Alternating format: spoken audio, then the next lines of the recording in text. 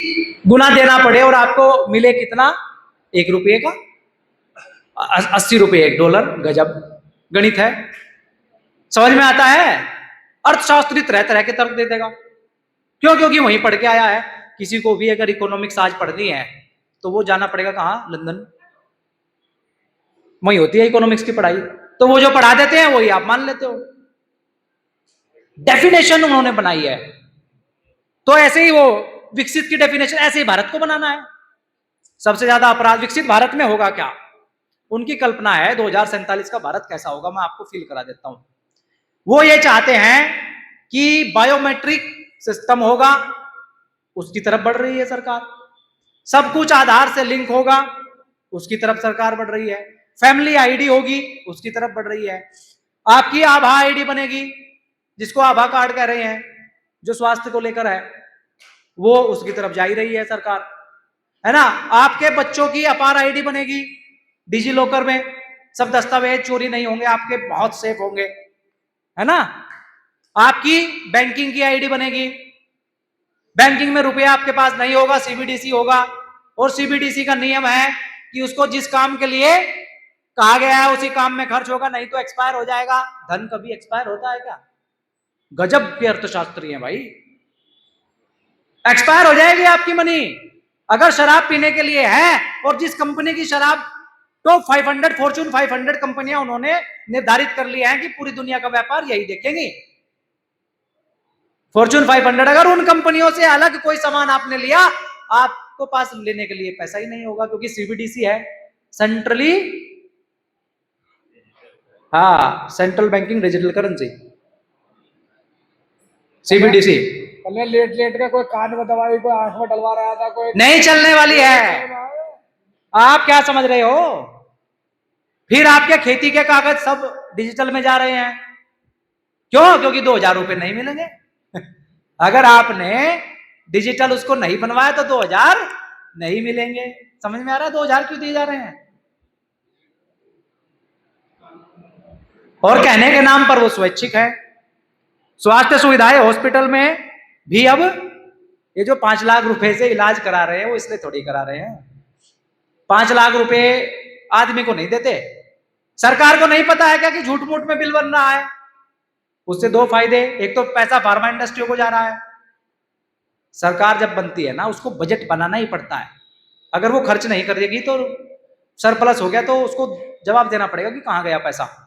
तो अगर उद्योगपति को पैसा देना है तो डायरेक्ट नहीं दे सकती है। कैसे देगी? 5 लाख का हेल्थ वो ले लो जी, हेल्थ कार्ड ले लो, सरकार की तरफ से इलाज फ्री। अब वहां जाएगा, डॉक्टर कहेगा कि तेरे को तो मैं बिल बना दूंगा, कुछ तू रख लिए, कुछ हम रख लेंगे, 5 लाख का या 2 लाख का तेरा बिल बना देता हूं। तो उसमें से 2 लाख रुपए आपके दिए हुए टैक्स के पैसे से जो बजट बना है स्वास्थ्य का, उसमें से डिटेक्ट हो गई, पैसा आपका ही जा रहा है। आपको लग रहा है सरकार का जा रहा है ना। तो ये है, ये विकसित भारत बनाना है उनको। मेट्रो होगी, बड़े बड़े नगर होंगे जिनको स्मार्ट सिटीज बोला जा रहा है, उसमें वही चढ़ पाएगा मेट्रो के अंदर, क्योंकि मेट्रो बायोमेट्रिक से चलेगा। बायोमेट्रिक में हेल्थ आईडी है, आभा आईडी है, सब कुछ है, सब डाटा उनके पास है। आपका फेशियल रिकॉग्निशन सिस्टम से ही सब रिकॉग्निशन हो जाएगा। इसने तो तीसरी वैक्सीन नहीं दी, आप नहीं जा सकते, आउट। ये है 2047 का विकसित भारत। बना देंगे उसको, क्या दिक्कत है? अगर आपको समझ में नहीं आई तो झूठ थोड़ी बोल रहे हैं वो, उनका बताने का तरीका बस अलग है आपको कि हम आया आपके फायदे के लिए कर रहे हैं। ये आपको समझना है कि आपके फायदे के लिए हो रहा है कि सच्ची में आपको कंट्रोल करने के लिए हो रहा है ना। तो ये हमको समझना पड़ेगा। ऐसे ही उन्होंने डेफिनेशन बनाई है विकास की, अमीर की, गरीब की। दुनिया जिस राज्य में हम बैठे हैं, ये दुनिया के 17 देशों को खरीद सकता है झारखंड। इसके पास इतनी प्राकृतिक संपदा है और ये भारत के सबसे गरीब राज्यों में आता है। गजब है भाई, कमाल है। जिस कोयले से भारत की 90% बिजली का उत्पादन होता है, वो झारखंड के अलावा कहां है भाई? बिहार झारखंड इसमें ही तो है। जिस बिजली को बेच करके ये धनपति बने हुए हैं और वहां के लोग गरीब हैं। कुछ ही बता दो, क्योंकि एजुकेशन उन्होंने तैयार कर रखी है, आपको जो बताया जाएगा वो मानना पड़ेगा आपको।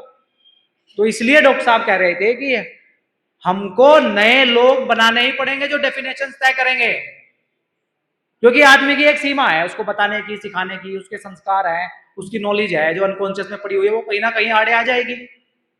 जैसे उन्होंने ये पूरी पीढ़ी तैयार करी है अपनी व्यवस्था को चलाने के लिए, अंग्रेजों ने ये व्यवस्था बनाई थी अपने सिस्टम को चलाने के लिए, क्लर्क पैदा किए थे उन्होंने, उनको नई इन्वेंशन वाले आदमी चाहिए थे।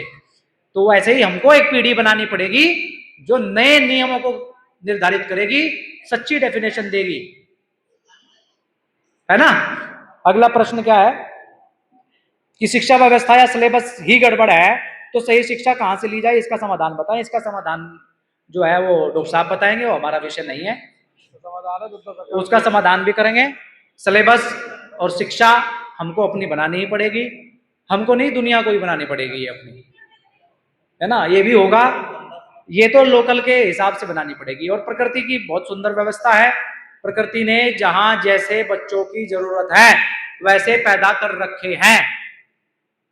सिर्फ जनता सरकार मोर्चा का कर रहा है कि समय काल और परिस्थिति के हिसाब से वो जो तलवारें भगवान ने भेज रखी हैं या जगह जगह रखी हुई हैं उनकी जंग छुड़ाने का काम कर रहा है जनता सरकार मोर्चा।